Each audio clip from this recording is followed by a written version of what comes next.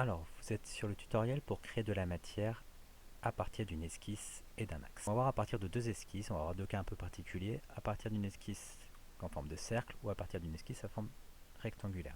Alors, c'est pas la forme qui va compter principalement, c'est la fonction comment on va l'utiliser. Premier cas, avec ce cercle-là, où j'ai envie de créer par exemple un anneau que j'ai envie d'avoir.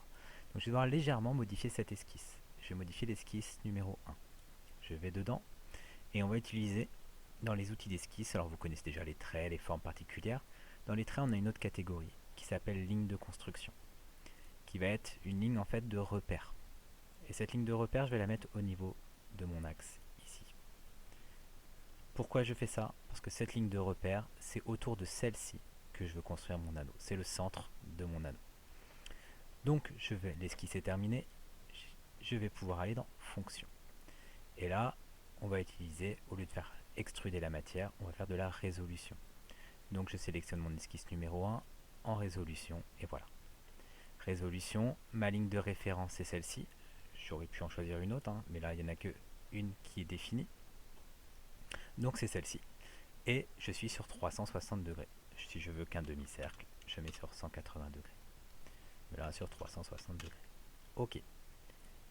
Et j'ai donc un anneau qui s'est créé à partir de mon esquisse en forme de cercle et à partir de la ligne. Donc là c'est le premier cas. Si je souhaite avoir du vide au milieu, je vais utiliser une ligne de construction. Deuxième cas, on va le voir avec l'esquisse numéro 2. L'axe de repère peut être directement inclus dans l'esquisse. Par exemple, cet élément-là, je vais créer la même fonction sur l'esquisse numéro 2. Résolution. Et là, vous voyez, ça ne se crée pas tout de suite.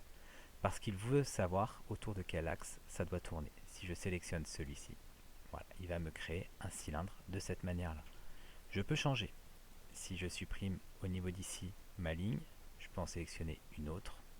Si je fais autour d'ici, voilà, ça va me faire un pavé. Et autour de celui du haut, je reviens sur la même forme. Voilà, vous savez maintenant créer des volumes à partir d'un axe de référence.